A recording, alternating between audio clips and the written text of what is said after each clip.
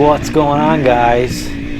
If I told you guys after this little small incident up ahead you're about to see that I got back on my quad and finished this race and won it, would you guys believe me? I'm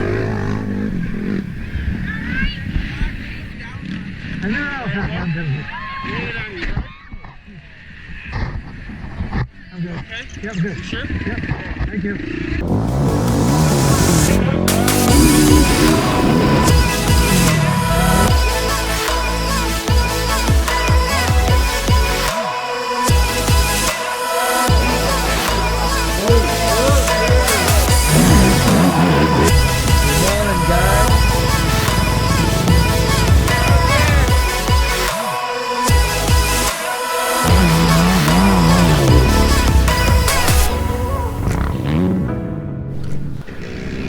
Welcome back, guys, to another race rewind video.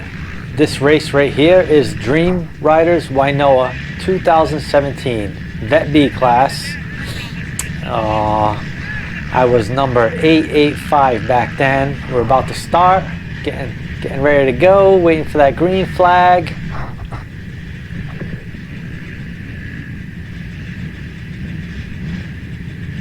Almost ready, almost ready. One late rider right there from the class ahead of us. Here we go, here we go. Flagger's ready.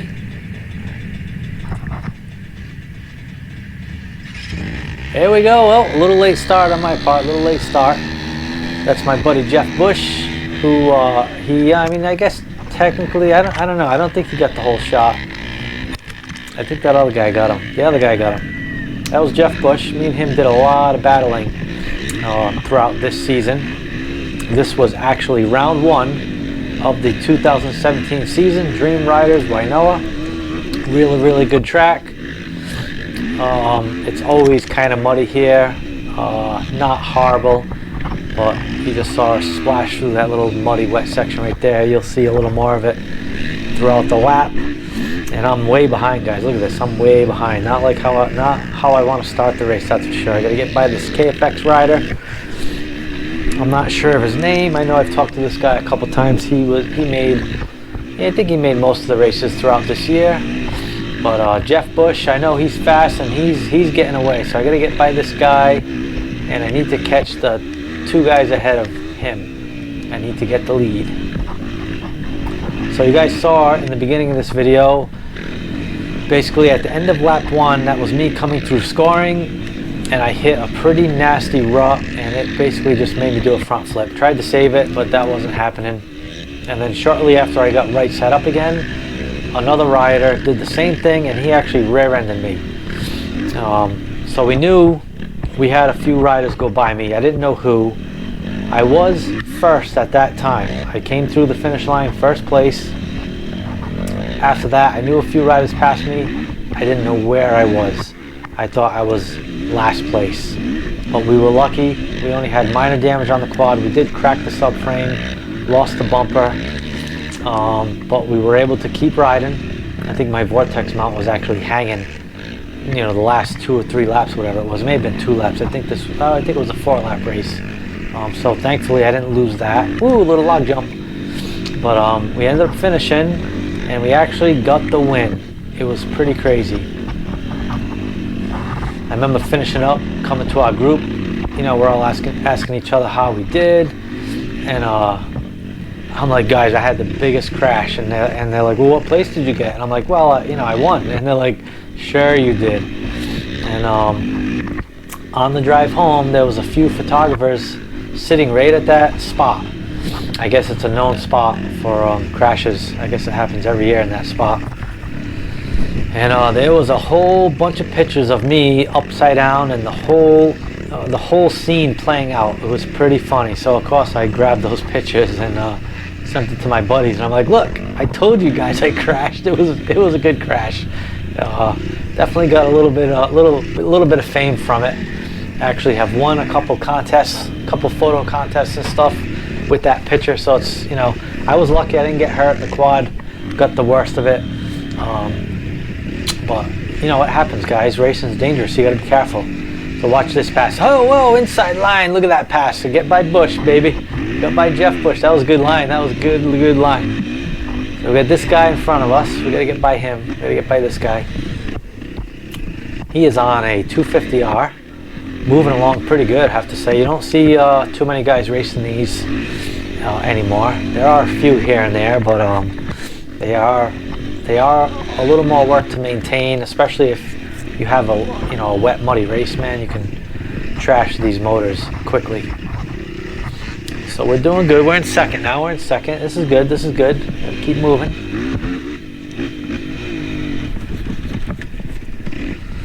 Oh, whoa, whoa, inside. No, almost. We almost got it.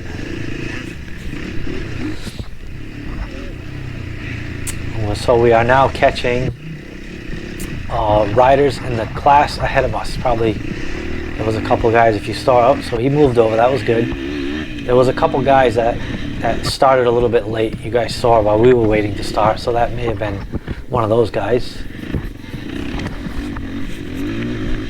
So for those of you who are not familiar with the Wnyoa series, it is the Western New York Off-Road Association. This series has been around for quite a while. All the races are out of Western New York area. For us, they're all about between 5 and 6 hours. There may be one or two that are in like the 4.5 hour range, something like that. All right, check it out. I'm going to the left over here. Going to the left. I think I'm gonna get it. I got it. All right, so we're in the lead, guys. We're in the lead. This is exactly where we want to be. The first race of the year, out front, lap 1, trying to get away from those guys. So like I was saying, Wnyoa, Western New York Off-Road Association, I would say this series has been around for probably, I know they just mentioned it at the banquet. I think it's been around for, I want to say 20 years. I think it's been around for that long. Maybe I'm wrong, but I know it's been around for quite a while. It's a great series, guys. It's actually pretty cheap to run. You can buy a transponder. It's like $10, and you can keep that transponder. It's on your helmet. It's just like a little sticky one, and you can race if you use the same helmet over and over again, year after year, and you don't rip that transponder. You can use that every year. They do charge a $15 a head gate fee, which isn't bad. And then to race, it's $30. A membership, if you buy it early, is like $20 or $25. You do need a membership. If you do want to run for points, you need a membership. But you don't have to get a membership if you just want to do a race here and there. Then you just pay, I'm not sure what they charge.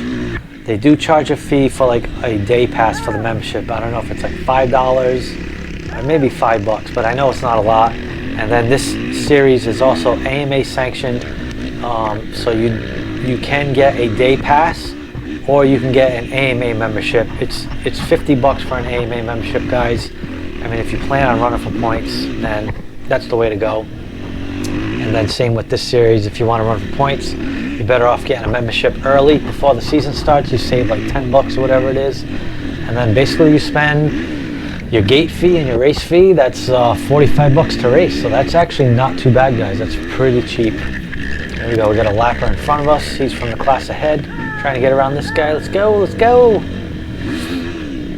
We're trying. Oh, look at this inside line. I'm all over these inside lines, guys. Holy crap. I'm definitely paying attention. I'm moving. Vet B days, the Vet B days. This was a good year, guys. I have to say, you guys may not believe this, but I actually won every race this year, 2017, in the Vet B class. It was pretty cool. I did battle a lot of races with Jeff Bush. Me and him went back and forth a lot of races, and there was a couple of races where I only won by a second or two. A couple times he had passed me on the last lap, and I was lucky enough to just get around him before the checkers. But we had a lot of fun battling. He didn't race too much last year in 2019, so it definitely stinks. But the year before, he ran Vet B again, and he won it. So that was awesome for him. I was in A class that year. So he's saying he may come back this year and do some races, which will be cool. So basically, what this series does for guys in different classes, it's a number system.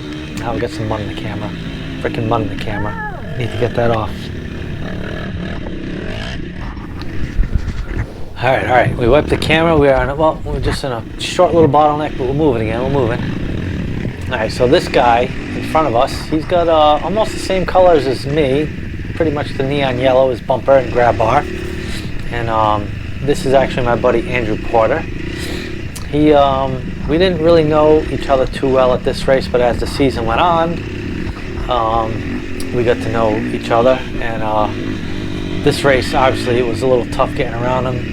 That's the thing. I mean, riders don't have to let you by that aren't in your class. I mean, it's a nice courtesy. If you know they're not in your class, they can let you by. If they can move over, guys. If they can move over without stopping their race, then great. But obviously, you can see this is kind of tight, so it's tough for him just to move over. But we do get around him eventually. But in future races, he ends up knowing that yellow bumper of me, and he lets me by a little quicker, which is nice because I'm trying to get away, guys. I need to get some distance on the guys behind me, you know. So, but I'm not right on him yet. So he's moving along pretty good. So I'm just gonna stay with him, and then when I find my spot, I'll try to make a move. So back to the numbers things, guys. They do every class in a designated number. So basically, like the AA line would be 0 to 100. So all those riders can have those numbers. Basically, the top 10 overall from the previous year can run those numbers. So then basically the next class, which I believe is College A, or I think it's Junior A. I think it's Junior A. That would be from 100 to 199. So any number between that. And then the next row, I think, is College A. So that number would be 300 to 399, and then it's Vet A, 400 to 499, and then so on and so forth for all the classes. I am in the Vet B class, and we are in the 800s number division. So I have 885. I'm not even sure. I don't even know if I picked that number. I think that number was just assigned to me, and I just ran with it. If you guys follow along and you've seen the past 2 years in Wnyoa, you'll know that I am 5'10 now. That is the Senior A row, which is row 5. So also those numbers correspond with your row. So 885 was row 8, and then Vet B. So that's how they do it. So for 2020, Wnyoa is doing something a little new. Actually, since last year, it's not called Wnyoa anymore. It's called Wnyoa. They dropped the W. They are allowing us to run. Anybody who got top 25 overall can run that number. We did get 24th overall, and I actually have a poll on Instagram and Facebook and ask you guys, should we keep 5'10 or should we take 24? So I'm going to ask you guys the same thing. Drop in the comments, what do you think we should do for 2020? Should we keep the 5'10 or should we take 24? Because that's an option for us if we want it. So, which I think is pretty cool. So the goal this year for the Wnyoa series, I guess I'll start saying it right. The goal for this year is top 10 overall, guys. So you guys know, that's what I'm shooting for. They did overalls a little different last year, which I didn't know until a few races in, and I missed a race, which if I'd known that ahead of time, I would not have missed that race. So in the past, they have always done drops. So they do the best of 11, I believe, for your points and for your overall. So I could miss a race or two, and as long as I had 10 or 11 good finishes overall, I'd have a really solid overall finish for the year. 2018, I was 13th overall with drops, which is pretty good. So then this year, they decided they're gonna reward the people who run all the races, which I think is a good thing. So they count all the races, which last year was 14 races. I broke down a couple. I still had finished. I broke down in like the last lap on 2 races. Actually, I think 1 race I broke a shock on the end of lap 1. I made a lap, which I did get points. It was last place, and overall I was in the hundreds, which, I mean, it's better than a 0. And then I had another race where I snapped the chain. That was the last race of the year, last lap. I think that overall may have been in the 60s. But every other race I was in the teens, which is really good, but obviously with those higher finishes, and I missed one race, so that's a big fat 0. My overall ended up being 24, which isn't horrible. I mean, top 25 is still pretty good. And I'm in the senior A class, guys. Right? I'm getting old, so 24 is good. We're gonna look to improve for 2020. We're gonna shoot for that top 10. And I think if I can keep the quad together every race, I think that should be doable. Still behind Andrew. Still behind Andrew. He's got to get out of my way. All right, now it's going on definitely a little too long. I'm friggin' hollering at this kid. I'm revving. I'm doing everything I can. I know he knows I'm there. I mean, come on. He's got to move. He's got to move it over. I need him to move. You guys can see some of the camping on the right. They do have. I mean, you guys will see once we hit some of the field sections. Every track is different. Usually it's not as much trackside pitting as you would see in a GC race, but they usually get enough where everybody can take care of their pitting.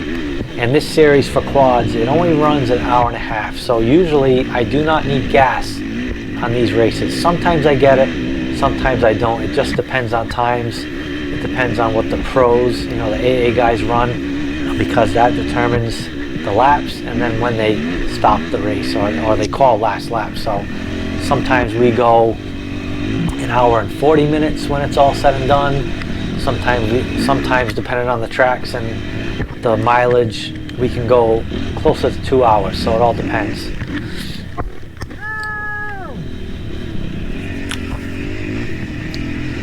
So if you guys have been following along, you will know that 2019 I did win the Senior A class this year, which was awesome. It's 2 years in a row. I won it in 2018 and I won it in 2019. We just had our banquet this past weekend, which was a great time. Hopefully, if you guys didn't see that video, check it out. It's a good time. It's a quick little video, like 10 minutes or so. You guys can check it out. It's pretty cool. We had a blast.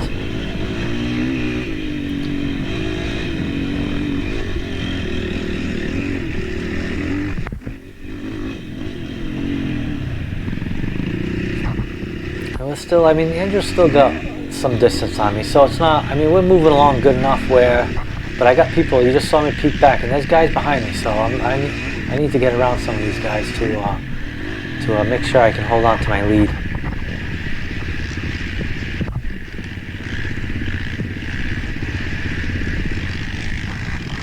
These tracks are always a lot of fun. They do a great job setting up these tracks.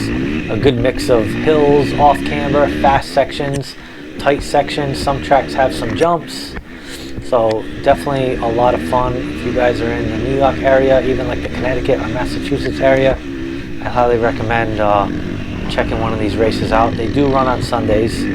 Quads go at 2:30, races an hour and a half,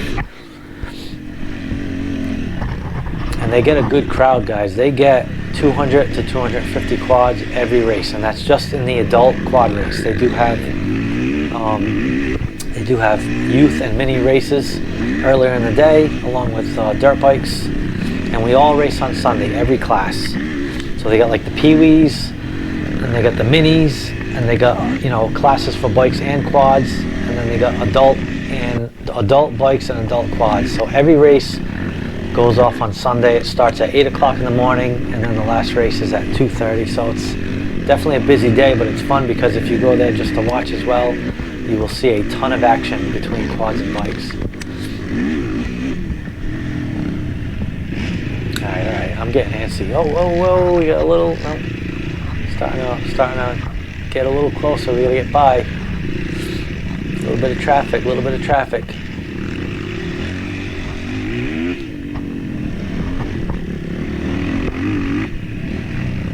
So Andrew, at this race, he was in, I'm pretty sure it was Junior B. So Junior B was row 6, so he has a 600 something number on him. So I'm definitely catching, you know, some of the rows ahead of me, which is cool.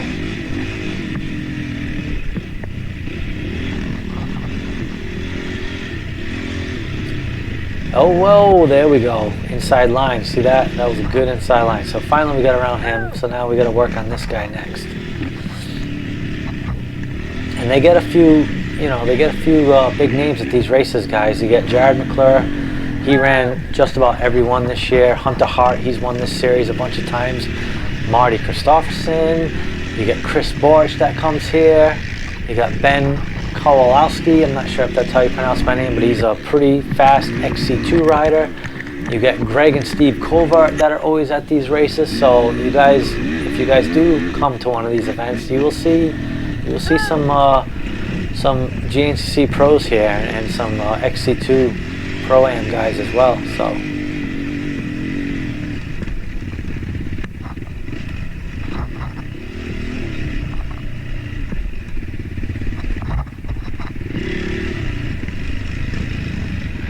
nice little wood section over here. Going down, we gotta get around these guys. I know that. We gotta get around them.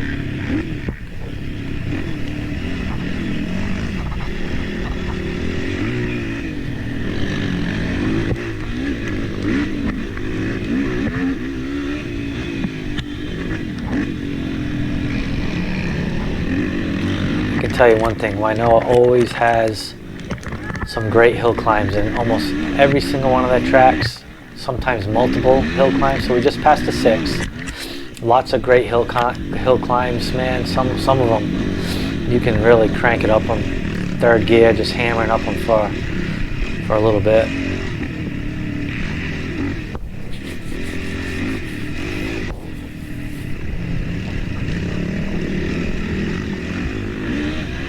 We also do 2 races a year that are co-sanctioned with the GNCC, although this year for 2020 I think it's just one, which ends up being the Tomahawk GNCC. That race will be co-sanctioned with the Wnyoa series, and if you guys have been following along, when we visited Tomahawk last year, you basically get points for both series. So I would get points for Senior A in Wnyoa, and then I would get points for Senior A in GNCC. But the points for each class, well, for each series count. So just the Wnyoa guys are counted for top, you know, if it's 10 guys, then you would, you know, I could get 3rd in GNCC, but get 1st in Wnyoa, if you guys get what I'm trying to say. So the GNCC races aren't counted in the points for the class when they're co-sanctioned.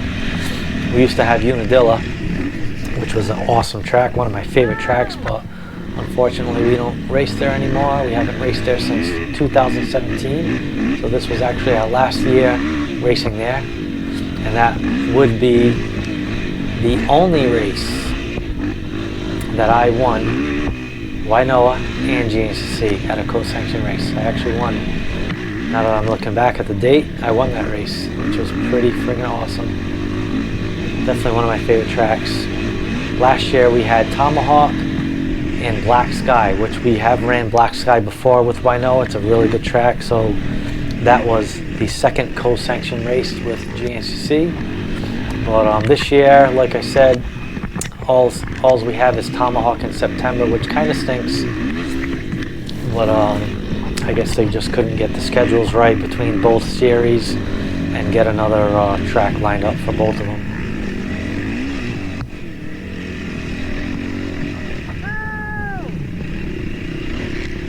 That's, oh, whoa, we gotta get around. Oh, I wasn't paying attention there, guys. I should have gave myself a little more room. I could have got right around him. Oh, I'm trying.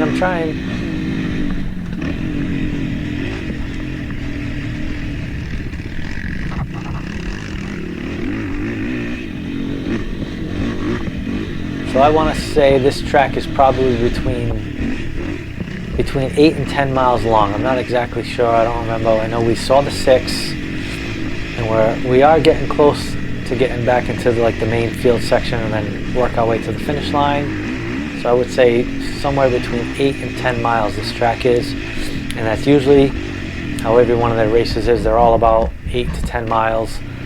The only one that's usually longer is Seneca Highlands, that's Tomahawk, but we raced that one twice actually. We raced that one, I think we just passed the 7. So this is probably about an 8-mile track. We race Tomahawk twice. We race it once for Wnyoa, which it's called Seneca Highlands, and then we race it a second time when it's co-sanctioned with the GNCC, and it's called Tomahawk. And that track is usually 12 to 13 miles, and can be close to that with the Wnyoa series as well. That property is pretty big, and they have lots and lots of room to really make a nice long track. Showing like the freaking rock field over here, like potato field. Little dust kicking up, little dusty. We're going now, we're going. Not horrible.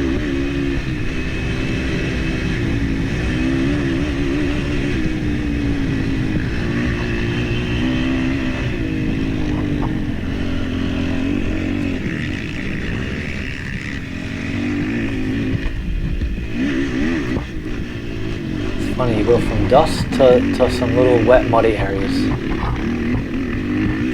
And this race was in April. I think it was late April.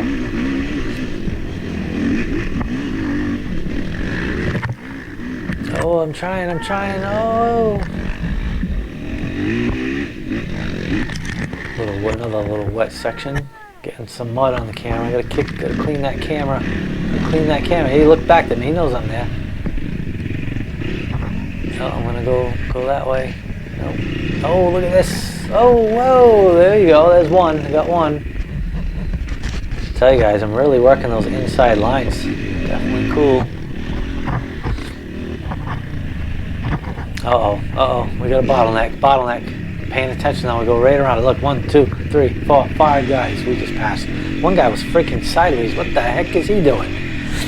Chances are he probably tagged that tree you guys saw, and that's what spun around. And none of those guys have reverse, obviously, so they're all stuck until he straightens out and gets moving again. That's why you got to pay attention, guys. Don't tailgate. Leave yourself at least a quad length in case that happens. You can go around them. So this is the last field section before the finish line. We got a nice little pitch section right here, little pro row kind of. Everybody's got their setups to get goggles, to get gas, maybe a hamburger, whatever you need.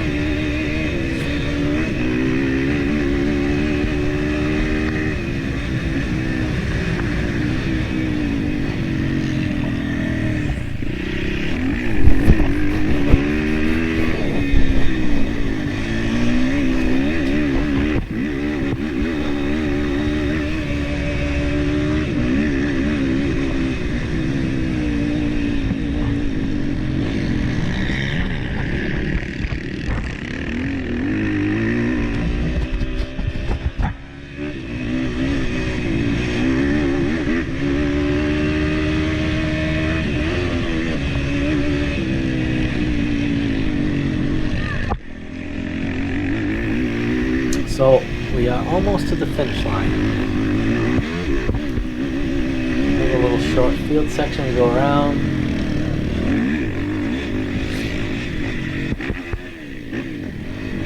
So I hope you guys enjoyed this rewind, Dream Riders Wnyoa 2017. Please leave me a comment if you guys got any questions, and also let me know what you guys think.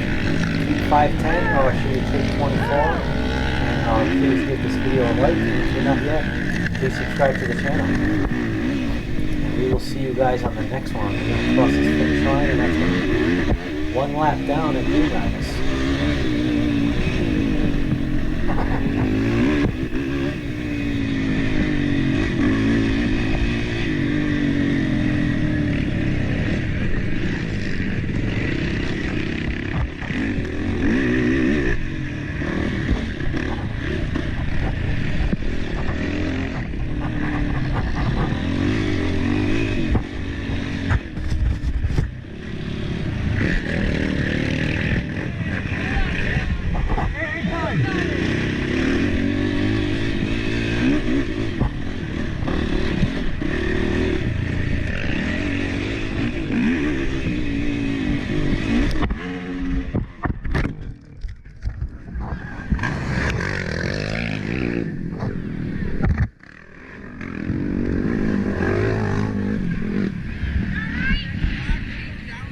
I knew I was